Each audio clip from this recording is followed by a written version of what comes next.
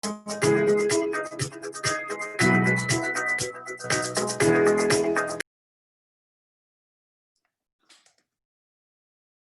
buenas noches, tengan todos ustedes. Son las 8 de la noche y como lo hemos hecho ya a lo largo de muchas semanas, estamos transmitiendo completamente en vivo a través de la plataforma Zoom y simultáneamente a través del Facebook Live de Yo Soy Médico 17, a quien como siempre agradezco que nos facilite su plataforma para llegar a más profesionales de la salud. El día de hoy, como siempre, nos ven de México, Estados Unidos, Centroamérica, Sudamérica. Yo quiero recordarles a todas aquellas personas que son miembros de un colegio de profesionistas, de médicos y requieren una de las pláticas de Medical Legal Center, lo podemos hacer sin ningún costo como parte de nuestra aportación ahora en época de pandemia. Una sesión cerrada para su grupo médico, para su colegio de profesionistas. Les recuerdo que todas nuestras pláticas están grabadas y pueden volver a verlas para compartirlas en YouTube. Pueden entrar a YouTube, teclean Medical Legal Center y hay 3 clasificaciones. Les recuerdo que los lunes estamos en vivo en el programa Teoría del Caso, un caso médico. Los miércoles, como hoy, una masterclass, una conferencia con un experto invitado.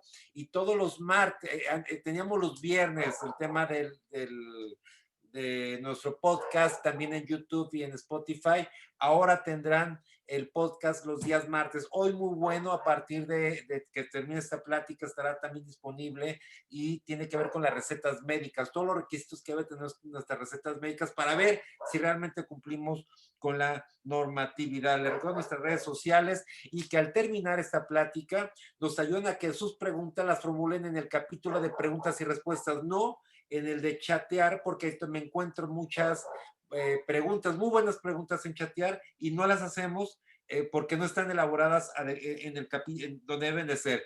Y les recuerdo que nos ayuden a invitar a más profesionales de la salud para que cada día seamos más. Para mí es el día de hoy un gusto, un privilegio poderles presentar a nuestro invitado del día de hoy de esta masterclass. Él es el doctor Guillermo Janowski. Bueno, nos unen muchos años de amistad, de conocernos. Tuvimos oportunidad de conocernos por un excelente ser humano que siempre llevo en mi corazón, el doctor Oscar Aguirre Jauregui, a quien siempre lo recordamos, él donde esté. Él nos presentó, gracias a él nos conocimos. Hoy todavía siempre me da mucho gusto saludar al doctor Guillermo. Hoy que hubiese aceptado nuestra invitación. Él es médico pediatra, es cirujano pediatra, es jefe del servicio de cirugía pediátrica del antiguo Hospital Civil de Guadalajara, egresado de la Universidad de Guadalajara, profesor. Bueno, tiene un currículum extraordinario, no sé por qué no me puse en su semblanza muy poco, pero puedo decir mucho de él. Ha participado en colegio, en la parte gremial de los pediatras. Bueno, una actividad extraordinaria, docente de la Universidad de Guadalajara, y hoy nos tiene un tema increíble, que hemos visto el tema del COVID muchas veces, pero no hemos visto el tema desde el punto de vista pediátrico. ¿Qué pasa con COVID? ¿Qué es una experiencia en el manejo de la pandemia para el virus SARS-CoV-2, que es su plática el día de hoy? Guillermo, muchas gracias por aceptar. Muy buenas noches. Abraham, qué gusto saludarte, tan fino como siempre. Muchas gracias por invitarme a participar en este foro. Bueno, habría que decir que desde que iniciaste por ahí en el mes de marzo, ya cotidianamente yo era un fan de estar siguiendo día con día estas actividades académicas muy interesantes a través de...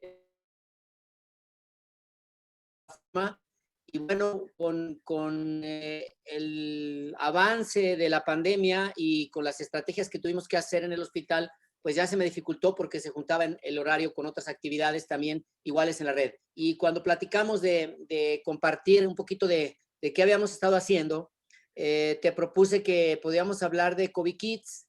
COVID Kids es un esfuerzo que se hizo a través de una unidad de apoyo integral para padres y niños en el periodo de contingencia por el COVID-19.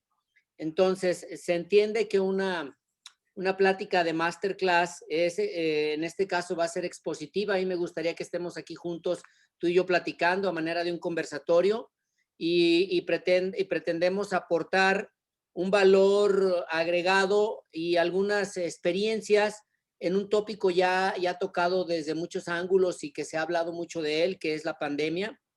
y yo voy a pretender que profundicemos en algunas estrategias que se siguieron para que la situación de la pandemia, de cómo la vivimos en el Hospital Civil de Guadalajara, en el Fray Antonio Alcalde y en el Juan y Menchaca, cómo la vivimos y cómo reaccionamos ante esta situación.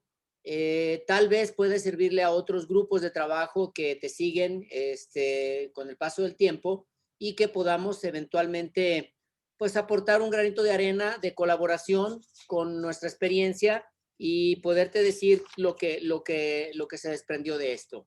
Adelante, Bueno, doctor Guillermo, yo aquí estoy, ya puede prestar pantalla, y todos, de todos aquí estamos, y nos vemos ahorita en preguntas y respuestas. muy bien, muy amable. Bueno, primero que nada, déjenme ver si podemos compartir la pantalla para ponerles a su consideración lo siguiente. Cuando en el mes de marzo finalmente se hace claro que hay una pandemia y que esto era un problema de salud pública a nivel internacional, creo que todo el gremio médico teníamos mucho miedo, al igual que en el gremio de la educación, al igual que la gente que trabajaba en empresas, en la iniciativa privada, en los bancos, en todos lados se generaron mucho temor por algo desconocido, ¿no? Algo que no conocíamos que iba a pasar. Entonces, nosotros en la dirección del antiguo Hospital Civil de Guadalajara se generó la idea de formar un grupo multidisciplinario que respondiera a la atención que debía de darse a los niños y adolescentes en el periodo de la pandemia. Y es de esta manera como surge de primera intención la experiencia de COVID Kids. Entonces, ¿qué es COVID Kids? Creo que ya estoy compartiendo mi pantalla. Les estoy mostrando aquí unas imágenes del libro de COVID Kids.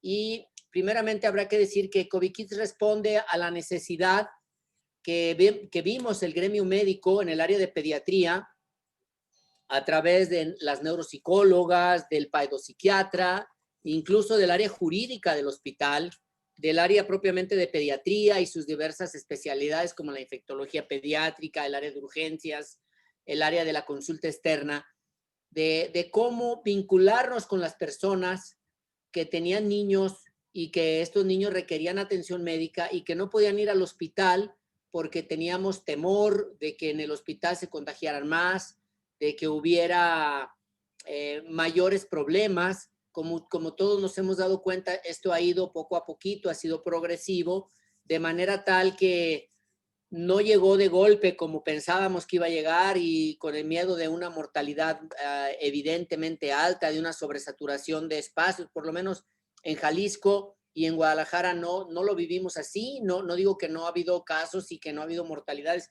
claro que las ha habido y muy lamentables y muy serias, pero de principio nosotros nos imaginábamos un escenario tal vez un poquito más fuerte de cómo se dio. Entonces, la formulación del proyecto de COVID Kids es la unión de un grupo multidisciplinario. Aquí ven algunas imágenes encabezados por el director del hospital, el doctor Rafael Santana Ortiz, que también es un cirujano pediatra, y es un pediatra también joven, muy voluntarioso, muy pujante, para ofrecer algunas herramientas de apoyo para que pudiéramos tener contacto con la sociedad de una manera vanguardista y utilizar lo que teníamos al alcance, que en este caso eran las redes sociales, era el uso de las plataformas como esta de Zoom. Hace un ratito yo platicaba cómo Abraham también a través de los esfuerzos que él estaba haciendo, se dio cuenta que era importante que tuviera contacto con todo su grupo de médicos de las diversas especialidades y seguir hablando de los aspectos legales y de cómo dar asesorías. Y como ya no podíamos hacerlo de cara a cara, bueno, hubo que aprovechar las redes sociales, ¿no? Entonces, a través de estas redes sociales se hace un diálogo e interacción entre el personal de la salud que labora en el hospital y la población en general, adecuándonos a estos cambios vertiginosos, a las prácticas de la sociedad moderna y al uso de la tecnología.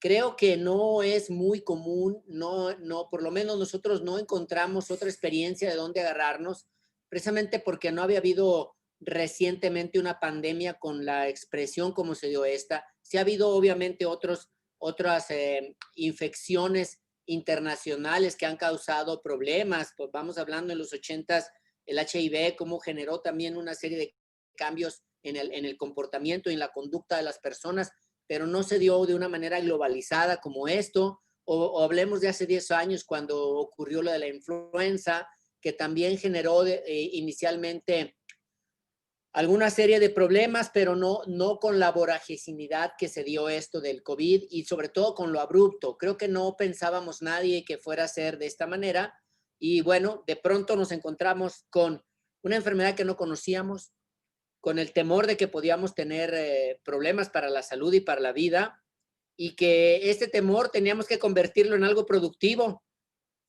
trabajar de manera multidisciplinaria, interinstitucional, para apoyar a la gente que estaba también en su casa, refugiada, encerrada. De pronto, el papá que trabajaba, la mamá que también tenía sus ocupaciones y los hijos, de pronto ya te tienes que convertir en maestro de tus muchachos en tu casa, estar en convivencia, algo que tampoco era algo habitual, usar cubrebocas, usar gel, lavado frecuente de manos, cosas que realmente nosotros como cotidianidad no estábamos haciendo y que, siendo sinceros, los seres humanos no estamos acostumbrados, no estamos diseñados, vamos hablando así, para tener que estar encerrados, somos seres sociales, tampoco estamos diseñados para tener la boca tapada o traer la nariz tapada con un paño. Normalmente nosotros de manera involuntaria nos tocamos la cara hasta 200 veces, entonces de manera involuntaria. Entonces estas situaciones pues generaron una serie de cambios, nos tuvimos que reinventar, el ser humano. Dicen que chango viejo no aprende maroma nueva, pues aquí a nosotros no nos preguntaron, nos hicieron aprender maromas nuevas, ¿no?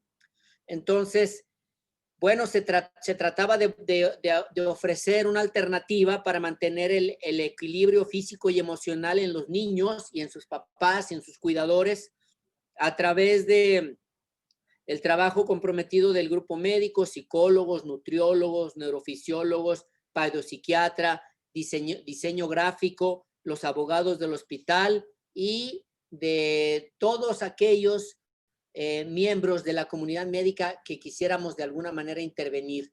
Y de todo este esfuerzo, de esta experiencia de 8 meses de trabajo, se generó un hiperlibro. Entonces yo voy a dividir mi conversación en 3 partes. Primero, estoy poniendo un contexto general de qué nos llevó a formar un grupo que se llama COVID Kids, que es una unidad de apoyo integral para los padres e hijos durante la pandemia. Segundo, decirles qué se pueden encontrar ustedes en un hiperlibro como es este de COVID Kids, de cómo se configuró y qué es lo que nos muestra.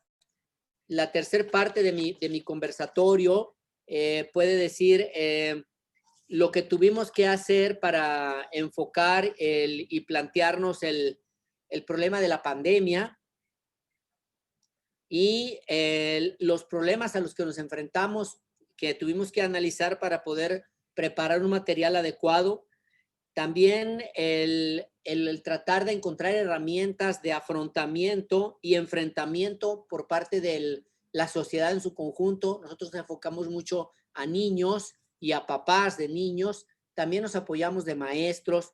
Yo tuve la oportunidad y agradezco a todos quienes están presentes en esta sesión de los seminarios de la producción mediada. Nosotros nos hacemos llamar como un colectivo Prometea, que es un grupo de profesores tanto del área de educación básica, de la media y de la media superior, que también en este mismo periodo que estuvo la pandemia, nos juntamos, hicimos lo mismo, empezamos a trabajar y a buscar estrategias y de ahí salió la idea de hacer un hiperlibro, que es lo que queremos mostrar, poniendo como el ejemplo lo que tuvo que ver como COVID Kids. Y finalmente cerraría yo mi intervención haciendo una reflexión y un mensaje navideño. Entonces vamos a empezar por lo de COVID Kids. Voy a mover muy rápido aquí mi hiperlibro porque estoy en la página 89 y me quiero ir a la página 1.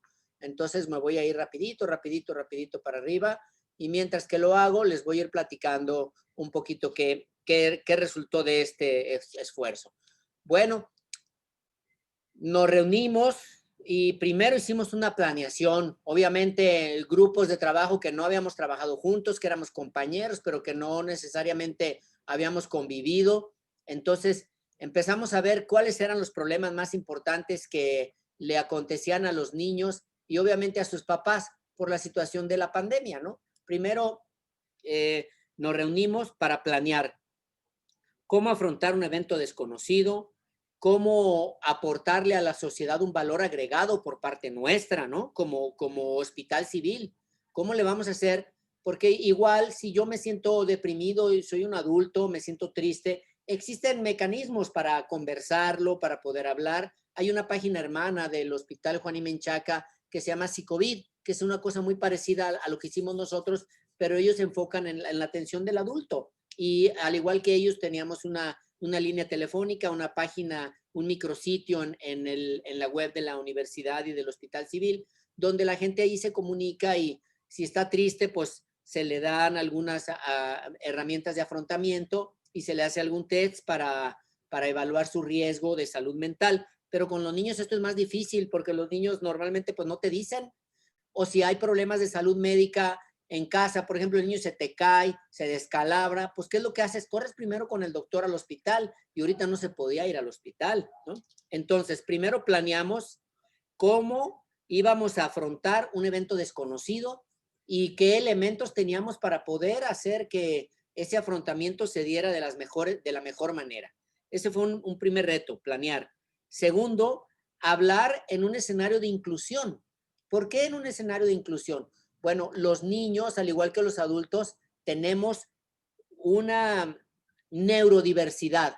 Es decir, no todos somos iguales, no todos pensamos iguales, no todos afrontamos las cosas de la misma manera. Lo que a mí me puede parecer sencillo de transitar, para otras personas no es igual de sencillo. Y nosotros teníamos que generar material, teníamos que generar cápsulas informativas que fueran incluyentes para todos, ¿sí? Y utilizar estrategias innovadoras. Por ejemplo, yo ahorita estoy platicando con ustedes, estamos haciendo un conversatorio, pero estoy mostrando un hiperlibro y yo creo que no todos hemos tenido la oportunidad de ver un hiperlibro. Entonces, paralelo a esto, voy a hablar que cómo funciona un hiperlibro. Un hiperlibro es un archivo electrónico que en este caso tuvimos nosotros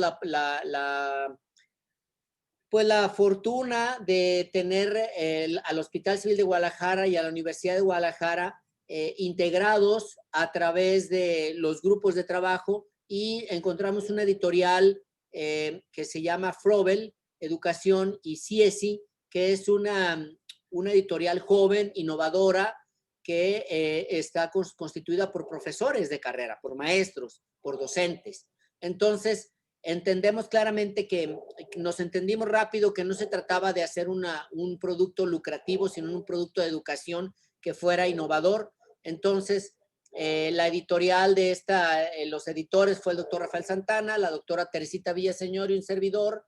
La portada fue un diseño que hizo el grupo Kobe Kids. Y bueno, nuestro hiperlibro se editó en noviembre del año pasado, está calientito, tiene ya su ICBN, está registrado porque el editorial CIESI nos ayudó fuertemente con esto. Y bueno, tiene un índice, una presentación y una editorial donde participaron, y aquí sí me gustaría agradecer públicamente a todo el claustro de autores del hiperlibro y al rector del Centro Universitario de Ciencias de la Salud, al y doctor José Francisco Muñoz Valle, que siempre nos ha brindado todo su apoyo. También nos hizo un prólogo muy, muy bonito, muy claro, el doctor Jaime Federico Andrade Villanueva, director general del OPD Hospital Civil de Guadalajara. El doctor Jaime Andrade, desde siempre que yo lo conozco, ha sido una persona muy inquieta, innovador, es muy discreto, no es una persona que le guste andar en el reflector, pero es muy efectivo y le gusta hacer las cosas bien hechas. Entonces, él nos apoyó fuertemente para este esfuerzo y la bienvenida la hizo el doctor Rafael Santana Ortiz, director del antiguo Hospital Civil. Él también nos hizo sus palabras de bienvenida. Y el hiperlibro está constituido básicamente por 15 capítulos. 15 capítulos. Voy a decir alguna cosa muy breve de cada capítulo con el propósito de involucrarlos, de envenenarlos para que se animen, y vamos a hacer un pequeño viaje virtual para que vean lo que tuvimos que hacer. Entonces, el primer capítulo habla sobre la estimulación para fomentar la capacidad del niño en etapa preescolar y la primaria. Esto es bien importante. ¿Por qué? ¿Por qué metimos esto?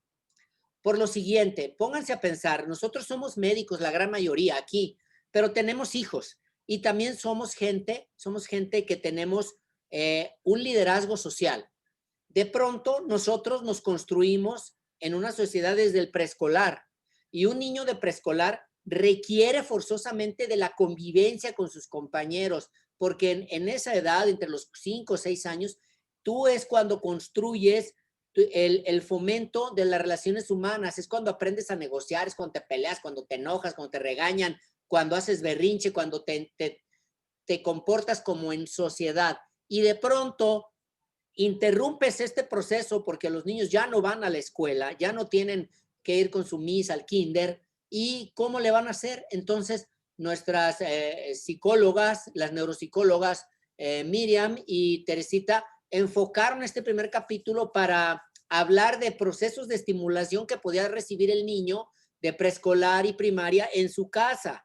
Básicamente, la estimulación, sobre todo del lenguaje oral, favorece que estos niños no pierdan esa vertiente de comunicación. Discúlpeme, yo soy pediatra, y como pediatra, pues estos asuntos impactan fuertemente en el futuro de la persona. Por esa razón lo metimos aquí. Entonces, COVID Kids no necesariamente habla del virus y de las cualidades del virus y de sus capacidades y de todo. No es solamente disciplinar. Aquí estábamos hablando de herramientas de contención y estamos hablando de herramientas de prevención. El capítulo número 2 habla sobre la orientación psicológica a la población, sobre la salud mental en época del confinamiento. Y esto nuevamente enfocado al niño. ¿Qué sucede? Bueno, los muchachos y los niños no cerramos ciclos, ni nosotros. De pronto, les repito, si ustedes y yo como médicos, si trabajamos en un hospital, de pronto cambian las reglas, te da más temor, muchos de tus compañeros dejan de ir a laborar. Bueno, en la escuela se suspenden clases, pues ya no hubo graduaciones, ya no hubo cierres de ciclo escolar, ya no hubo la oportunidad de que los muchachos hablaran con sus compañeros, se despidieran, se dieran las gracias, se dieran el abrazo, se firmaran las camisetas, todo lo que sabemos que sucede. Entonces, había que dar una orientación psicológica a la población sobre el estado mental y la salud que va a tener un muchacho que está encerrado. De pronto ahorita nos quejamos mucho y ha circulado mucho en redes fotografías de cómo está ahorita la calle de Obregón o todo el centro de la ciudad de Guadalajara, y estamos ahorita hablando fuertemente de la falta de conciencia que hay por el reborote que está dándose ahorita de COVID, y cómo pensamos todo el gremio médico que las cosas vienen más fuertes. Bueno, pues de alguna manera nos tiene que encontrar con más resiliencia, nos tiene que encontrar mejor preparados, porque tenemos que estar orientados para mejorar nuestra salud mental. El capítulo 3 habla sobre estilos de vida saludables durante y después de la pandemia. Esto lo preparó una nutrióloga joven, una muchacha muy bien preparada, una licenciada. Yo la veo como niña, la verdad, porque está bien jovencita y es muy trabajadora. Ella tiene una maestría en nutrición, y es la maestra Luz María Pérez de la Torre. Ella es muy creativa, hizo unos muy bonitos videos, nutricionales y estilos de vida. Entonces había también hay herramientas para que los muchachos, los niños, acompañen a la mamá para hacer postres, por ejemplo, postres para hacer una comida o un postre que sea saludable y que a la vez permita mantener ocupado el tiempo, ¿sí? El capítulo 4, muy importante, habla sobre las redes sociales y el papel que tienen los medios de difusión en temas de salud durante la pandemia. Aquí lo hizo el grupo del área de comunicación social del Hospital Civil de Guadalajara. Aquí yo encuentro un fuerte trabajo de la licenciada Claudia Fonseca Segovia. La licenciada Fonseca ya tiene más de 20 años en el área de comunicación social del hospital. Es una hormiguita del hospital, muy trabajadora. Y Karina Celeste Rivera Aguirre, Ellas dos han trabajado fuertemente, nos hicieron llegar de la opinión de comunicadores, de gente de los medios de comunicación nacionales y locales para, por ejemplo, puedo usar el nombre de Ibabel Arroyo, una de ellas, y de gente, por ejemplo, de los medios de comunicación de la Universidad de Guadalajara, quienes nos dieron su opinión del papel de las redes sociales, cómo saber identificar lo que es una fake news. Ya ven que nos bombardearon de fake news todavía ahora con que el cloro y que tanto sirve esto, que el medicina alternativa para el tratamiento de COVID. Hoy por lo menos a mí me revisé a una niña pequeña que su mamá está positiva de COVID y la niña traía un cuadro gripal y estaban preocupados y le dio una homeópata gotas anti-COVID. Ese es el tratamiento, gotas anti-COVID. Desconozco totalmente qué es. Obviamente todo este tipo de cosas se presta mucho y los medios de comunicación son un factor muy importante para dar educación y para dar educación clara a la gente en tiempo de confinamiento. Entonces, este capítulo es muy interesante también. Entramos luego al capítulo de consejos del pediatra. Esto fue una guía de apoyo para padres. Aquí tratamos de hablar sobre las enfermedades más comunes que podían ocurrir en el hogar con los niños en etapa escolar, preescolar y adolescentes. Aquí yo me apoyé mucho, me ayudó con algunos consejos y recomendaciones el doctor Antonio Luébanos, infectólogo, pediatra del hospital, un excelente profesor y un destacado pediatra experto en infectología y en vacunas. Entonces, Toño, como así nos decimos por confianza, me dio muy buenos tips para poder hablar de este tipo de temas, de consejos del pediatra, y se hicieron con una estrategia educativa muy interesante que aprendimos en lo de los seminarios de la producción mediada de textos académicos de Prometea, que tiene que ver con las microcápsulas.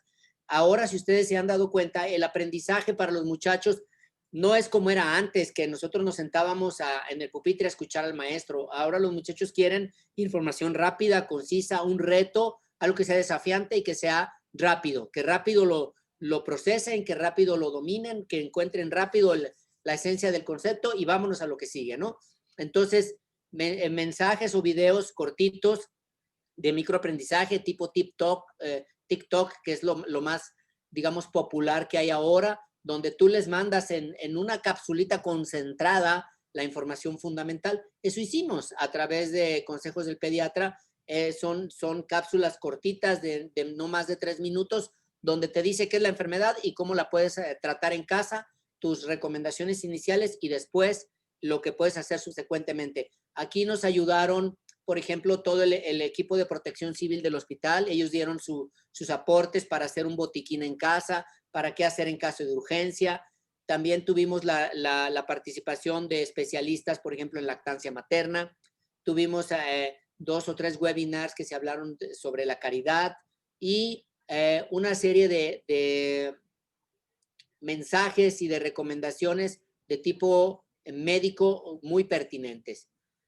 Luego, el capítulo 6 habla sobre trabajo inter y multidisciplinario, cómo los grupos de apoyo multidisciplinario apoyan en el confinamiento, ¿sí? Entonces, este tema también es muy importante porque habla del trabajo colaborativo para atender las emergencias y para controlar la salud física y mental.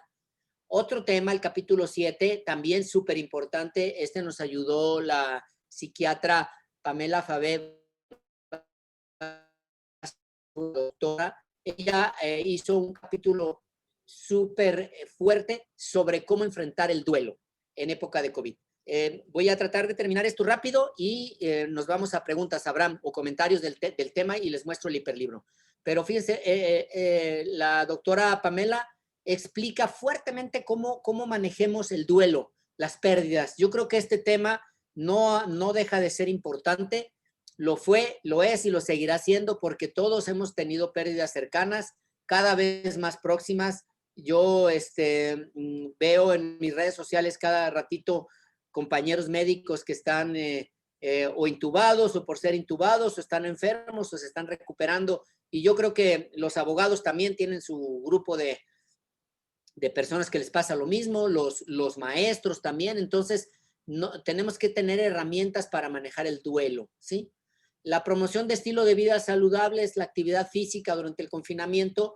Aquí nos ayudó también, lo hizo Joana Jazmín, que es neuropsicóloga, y su hija y una de las hijas de las compañeras hicieron unos ejercicios que eran para niños que se llamaban cápsulas de 5 minutos de ejercicio con Sarita, que también están en los hiperlibros, ahorita se los voy a mostrar.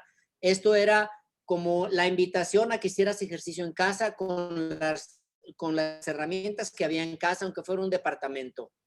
Luego, el capítulo 9, orientación educativa para padres, niños y adolescentes en época de confinamiento. Aquí nos apoyamos fuertemente de la Academia Mexicana de Pediatría, que es el órgano asesor de la Secretaría de Salud Federal, a través de la publicación de 3 artículos donde hablan, y ellos dan recomendaciones de, por ejemplo, el uso de cubrebocas, cómo salir a la tienda con niños, cómo comportarte o cómo dar la orientación para evitar a mayor medida los procesos de transmisión de la infección.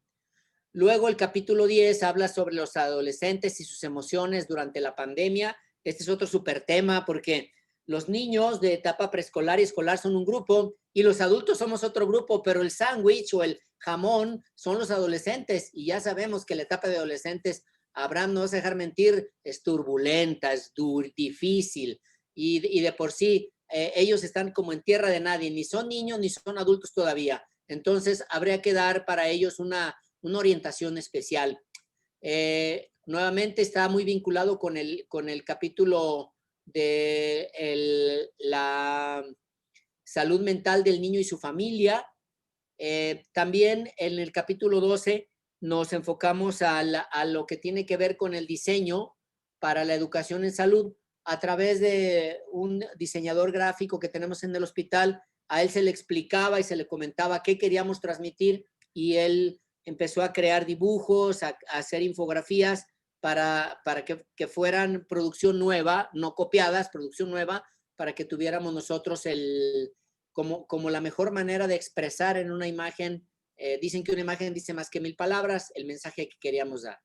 El impacto del confinamiento en la cognición, esto está muy vinculado al cambio que todos los médicos tuvimos que hacer. La gran mayoría de los médicos del Hospital Civil, de ambos hospitales, somos maestros porque son hospitales escuela. Yo creo que todos ustedes que están escuchando esta conferencia, de alguna manera somos docentes de alguien. Nadie nos vamos a negar a darle conocimiento a otra persona que se acerca a nosotros. Entonces, la educación cambió precisamente porque ahora había que usar herramientas virtuales, habría que usar estrategias como esto del aula invertida, de la educación con modelo multimodal, etcétera. Todas las innovaciones que hay en la tecnología para poder dar clases, incluso para enseñar cirugía o para pasar visita en un área de infectología, tienes que innovar, que aprender a hacer cosas nuevas. El impacto del confinamiento en la cognición, ¿sí? Nuevamente habla de cómo ser un buen docente. La orientación psicológica a la familia durante el confinamiento.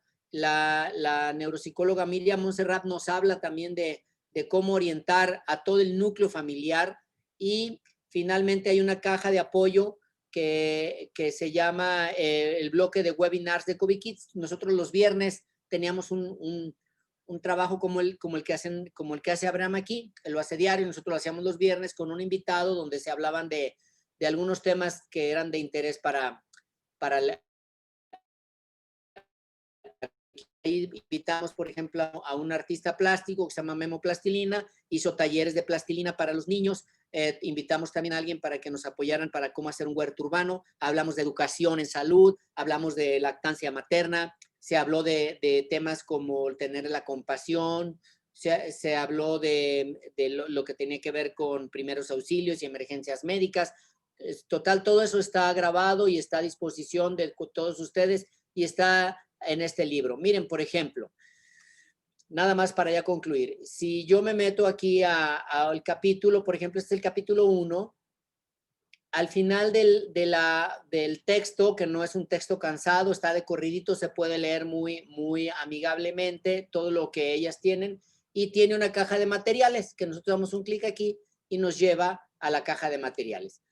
No sé si se pueda ver la caja de materiales al compartir la pantalla, pero si no, ahorita lo pongo en toda mi pantalla para que lo vean, pero al dar un clic tiene un vínculo que nosotros al dar el clic de ese vínculo nos permite accesar a videos, nos permite accesar a infografías, nos permite accesar a material como pueden ser artículos o comentarios donde está plasmado todo lo que nosotros consideramos que era pertinente agregar,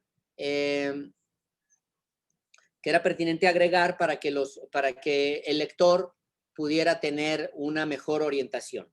Bueno, no es porque forme parte yo del colectivo de autores de este libro, pero lo que yo les puedo decir que esta iniciativa de la Dirección del Hospital Civil de Guadalajara involucró al área jurídica. No podíamos meter material que tuviera derechos de autor sin citarlo porque podemos meternos en un problema.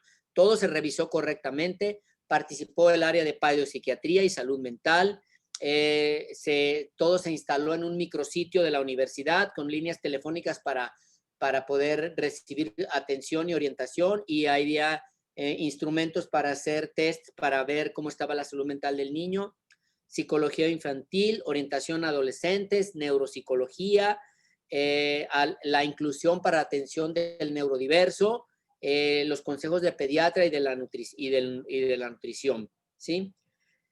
Bueno, los medios de comunicación, el área de diseño gráfico para que se vincularan las emociones, y este material se puso a disposición tanto de la sociedad en general como de los familiares y de los trabajadores del hospital para que todos tuvieran acceso a este tipo de estrategia y de herramienta que finalmente es lo que nosotros hicimos durante la pandemia. Entonces, sobre la pregunta, ¿cómo te agarró la pandemia o qué estabas haciendo en la pandemia? Abraham, a nosotros nos agarró, pues ahora sí que con los dedos en la puerta, apuradones, pero hicimos este tipo de esfuerzo. Este libro fue presentado en la Feria Internacional del Libro como una producción del Hospital Civil de Guadalajara. Es un libro que tiene un costo de 120 pesos. Se puede adquirir a través de una página, te lo envían en un PDF encriptado con un código individual. No se puede pues viralizar porque está encriptado. Y el costo del material, pues lo que genera el costo del libro, lo vamos a reinvertir en otro producto de investigación que en este 2021 vamos a desarrollar en el área de pediatría del antiguo Hospital Civil de Guadalajara. Pues esto es lo que tengo yo que mostrarles de lo que hicimos en la pandemia, y espero que les sea pues una idea práctica, les sea de utilidad, y quedo a disposición de comentarios o opiniones. Guillermo, como siempre, un gustazo, extraordinaria, como siempre, todas tus charlas. Vamos a ver, bueno, yo tengo algunas preguntas personales, Guillermo. Me llamó mucho la atención el tema de las reglas de las redes sociales.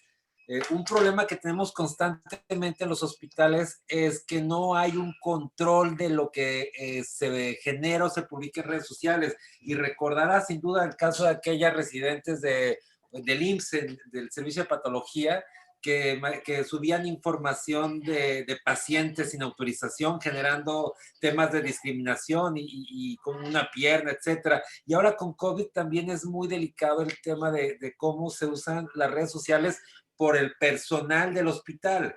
Y luego entonces se me hace muy, muy valioso este tema. Y por supuesto algo también novedoso que me encantó, Guillermo, es el tema de los consejos del pediatra.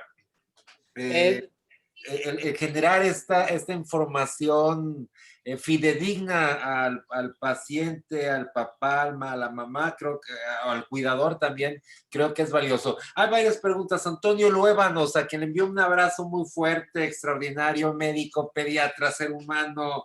No, bueno, increíble, Guillermo, Antonio, nos pregunta sobre la estadística de atención en el Hospital Civil en niños y su experiencia en especial en sobrevida, Guillermo. Bueno, las cifras oficiales sobre los casos positivos de COVID de ambos hospitales es una información que normalmente las autoridades del hospital manejan directamente y es enviada con reportes semanales a la Secretaría de Salud. Lo que yo te puedo decir es que nosotros, el antiguo Hospital Civil de Guadalajara, inicialmente no éramos un hospital COVID, pero más o menos por ahí en el mes de junio o julio hubo que hacer una reconversión. Sí se instauró una área para la atención de pacientes con sospecha de COVID o pacientes positivos de COVID.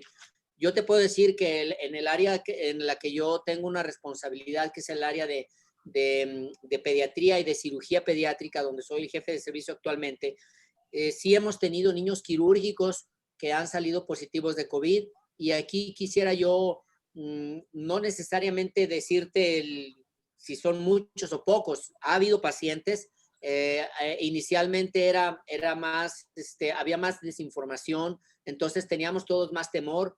No hemos tenido carencia por parte de la institución respecto a equipo de protección personal ni capacitación. Esa parte, por lo menos lo que yo puedo decir en el hospital con nosotros, hemos tenido lo necesario para operar con seguridad a los pacientes y para que los pacientes una vez en el área de hospitalización sean atendidos. Tengo en mi cabeza más o menos alrededor de menos de 10 casos positivos de COVID de niños quirúrgicos. Y la atención de estos niños se hace multidisciplinaria. Y sí hemos tenido defunciones. De pronto ahorita en mi mente tengo 3 o 4 defunciones. La última fue muy reciente, hará 2 o 3 días, una niña que traía una fístulas enterocutáneas y que fue positiva de COVID. No falleció por el COVID, pero tuvo el antecedente de haber padecido COVID, entonces entra dentro de la estadística. Te puedo decir que tú lo sabes perfectamente y todos quienes nos escuchan lo saben. México es un país que no hace el número de pruebas que fueran las recomendadas. Entonces, de acuerdo al número de pruebas que se hacen y de acuerdo a los criterios para ser positivos, sí hemos tenido casos, sí hemos tenido defunciones, pero también, tenemos que decirlo claramente, sí hemos tenido el apoyo de la institución para tener la atención con las medidas pertinentes y la educación para poderlo hacer.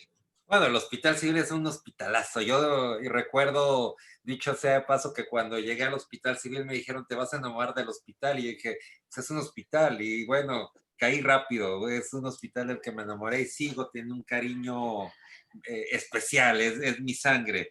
Marcela Álvarez, saludos desde la frontera Costa Rica con Panamá. También nos ven desde Perú. Nos preguntan también, doctor Marco Antonio Vázquez de San Luis Potosí, ¿cómo han logrado hacer llegar este material a niños que no tienen acceso a redes sociales? Bueno, esta parte es difícil, sí es complicado porque digamos, tenemos que ser incluyentes. La Constitución Política de los Estados Unidos Mexicanos establece que la salud es un beneficio o es un derecho que todos tenemos, ¿no? Entonces, nosotros tenemos que buscar los elementos para hacer llegar prevención y promoción de la salud a toda la población. Pues, ¿qué hacemos? A través del radio, tú bien lo sabes porque has fomentado y has participado mucho en la difusión de la prevención, del trabajo que hacen las diversas especialidades del hospital. Incluso este esfuerzo y este espacio tiene mucho que ver con eso, con la formación y la educación. Entonces, pues, de donde se puede. Tiempos de los medios de comunicación, amigos como tú que nos abren la puerta, a través de invitaciones, incluso hasta templos, que ahorita no se puede mucho, pues, porque no se puede reunir mucha gente, pero el hospital siempre ha buscado la manera de hacer llegar la información. La pregunta es muy interesante porque precisamente el medio de comunicación o el lazo de comunicación que hubo ahorita con la pandemia, pues es a través de los medios de comunicación. Ok, Guillermo, hay varias preguntas, entonces nos vamos a ir un poco más rápido. Adrián Échale. Mendoza, ¿cuáles son las metas de este proyecto de COVID Kids después de la pandemia? ¿A qué aspirarían conforme se vaya superando el aislamiento? Bueno, básicamente lo que nosotros queremos es que no haya muchas personas afectadas severamente y que la salud de los niños física y mental esté lo más normal posible. A eso es a lo que aspiramos.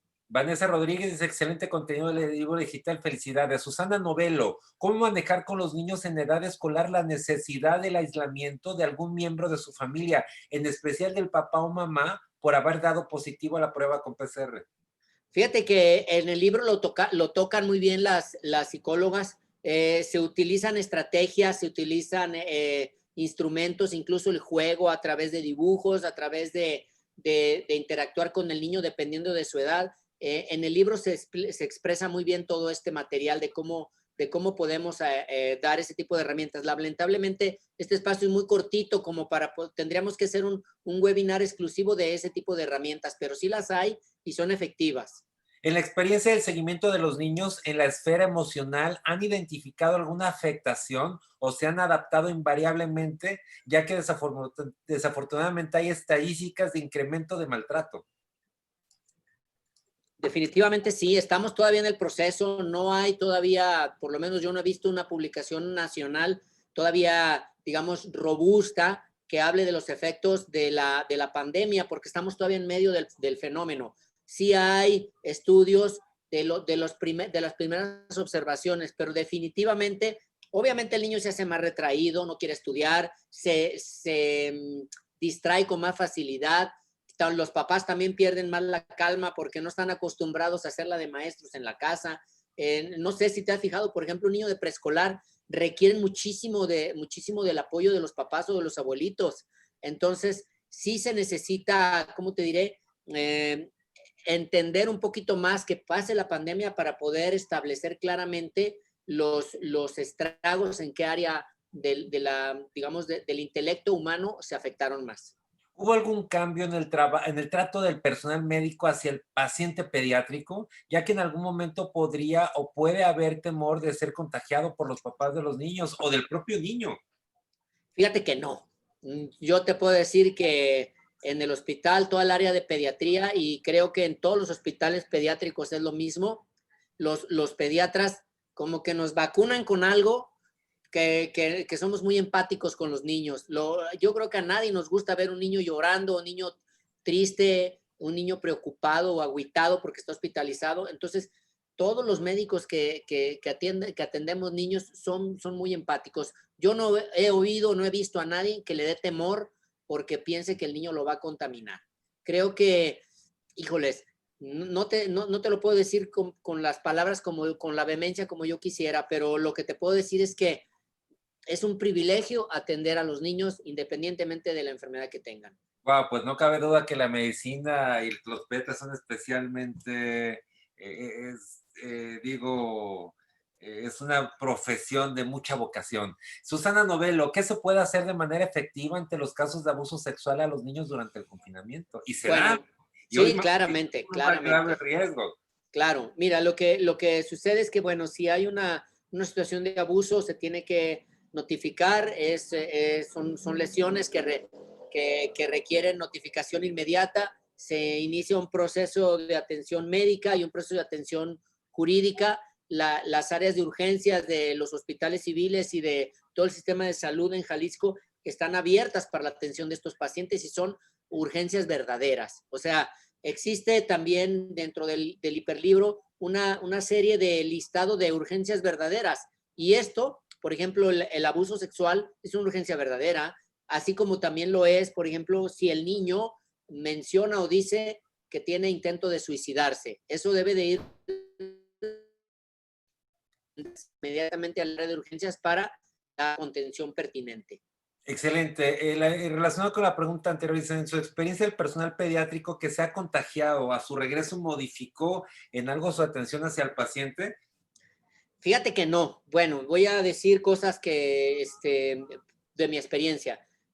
Yo tengo en mi equipo de trabajo 16 residentes de cirugía pediátrica. Son pediatras que están haciendo una segunda especialidad, que es una especialidad quirúrgica. La mitad o 2/3 partes de mis residentes ya fueron positivos de COVID. Afortunadamente, ninguno con enfermedad pulmonar grave. Todos fueron aislados, se fueron a su casa recibieron el tratamiento pertinente y el tiempo necesario. Haz de cuenta que todos me dijeron que estaban como leones enjaulados, querían volver, así sí, como león enjaulado ahí. Entonces, al contrario, regresaron con mayor empatía hacia el trabajo. Obviamente mantienen los cuidados, las medidas de sana distancia, pero con un compromiso a su trabajo de verdad admirable y de reconocerse. El doctor Gerardo Uzundegui, él es vicepresidente del Colegio de Pediatría a nivel de cirujanos pediatras a nivel nacional y primero felicita al doctor Janowski, dice, por esta magnífica presentación que permite dar un panorama del manejo a los niños mexicanos, porque habla de nuestra experiencia autóctona y el manejo propio de la infancia.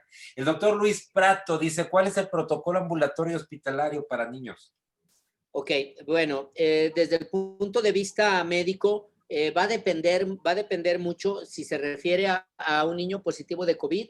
Depende mucho de la sintomatología que tiene. Normalmente el problema respiratorio del paciente y el problema, digamos, de la tormenta de citocinas y el proceso inflamatorio multisistémico que los niños desarrollan, muchas veces requiere, al igual que el adulto, terapia intensiva, intubación y soporte ventilatorio. Entonces, va a depender mucho del estado clínico de los pacientes. Nosotros hemos tenido los positivos de COVID de los que yo te he hablado, son positivos con cirugía abdominal, por ejemplo, por una apendicitis o pacientes que tuvieron una enfermedad por reflujo gastroesofágico y que se operaron por una funduplicatura para corrección del reflujo y que aparte de su enfermedad de base desarrollaron COVID. Pero actualmente se ha descrito un síndrome de afectación inflamatoria multisistémico en el niño que es un poquito más agresivo que en el adulto. Todavía no hay, digamos que una literatura que hable consolidadamente de esto, pero hay observaciones y varios hospitales han hablado internacionalmente de este problema. Excelente. El doctor Luébanos, felicidades por el trabajo realizado y a todo el equipo colaborador, a sus directivos. Creo que es único el esfuerzo en Latinoamérica y como tal hay que difundirlo. Estoy de acuerdo. El doctor, hay una pregunta que me hacen varias personas. El doctor David Cantú, a quien envío saludo, María López García, varios, y me preguntan ¿tiene algún costo el libro? Y si está disponible en cualquier estado. Dice, María López dice, estoy en el Estado de México. Noé Rodríguez dice, ¿dónde o en qué link puedo comprar el libro? Es muy interesante, innovador. Francisco Rafael, ¿cómo adquirirlo? Desde Atlacomulco, Juan Márquez también nos pregunta lo mismo. ¿Qué hay que decirles? Bueno, mira, el libro cuesta 120 pesos. El libro, ese es el costo. Sí se adquiere directamente en la editorial Frobel. Ellos tienen redes sociales, Frobel y Ciesi. Voy a poner aquí en el chat. Sí, con confianza. Frobel Editores. O si hay algún link o los propios datos del doctor Janowski si quieren contactarlo. Sí tienen un link, no lo tengo aquí a la mano, pero porque es un proceso, lo pueden comprar incluso en el Oxxo, se puede y pagarlo por PayPal o con transferencia bancaria, pero tienen un mecanismo por el hecho de que es un hiperlibro y que como se envía en un archivo digital, va encriptado con un código de uso único. El costo realmente es meramente simbólico. Lo que yo les puedo decir es que las regalías que tiene este libro de COVID Kids van a ir directito a la elaboración de un siguiente hiperlibro que vamos a hacer en el área de pediatría. O sea, nosotros normalmente la producción académica que hacemos no la hacemos con fines de lucro, lo hacemos porque somos investigadores y lo hacemos en este caso porque es importante dar una labor de difusión del colaborativo. El libro está registrado tiene todo lo que debe tener. El doctor Antonio Vázquez dice, ¿cómo adquirir el libro? Y dice, ¿existe alguna versión clásica en papel? No la hay todavía, pero sí la mandamos a hacer. Lo que pasa que la ventaja del hiperlibro es que te lleva a los vínculos electrónicos y navegar en un hiperlibro es muy emocionante porque no es lo convencional de la lectura del libro en sí como tal, porque además de la lectura, tú le das un clic y te manda a una fuente de origen que puede ser un video, que puede ser una infografía, que puede ser otro material, un artículo, qué sé yo, algo que esté relacionado. ¿Qué otro material, además de COVID Kit, dice, nos puede recomendar para información sobre COVID en la infancia? Pregunta Francisco Rafael, o en este momento es la principal recomendación, COVID Kit. Bueno, realmente yo creo que lo que debemos de hacer, la COVID Kids es una propuesta que estamos haciendo los médicos del Hospital Civil, todo el bloque, la División de Pediatría del antiguo Hospital Civil de Guadalajara, todos participaron de una manera o de otra, y yo creo que la Secretaría de Salud Federal y la Secretaría de Salud Estatal en sus páginas tienen también un bloque de información muy interesante para la atención del paciente pediátrico, y la Secretaría de Educación Pública también. Entonces yo lo remitiría ahí. Muy bien, Leticia Navarro dice, excelente trabajo, justo en el mejor momento que estamos viviendo.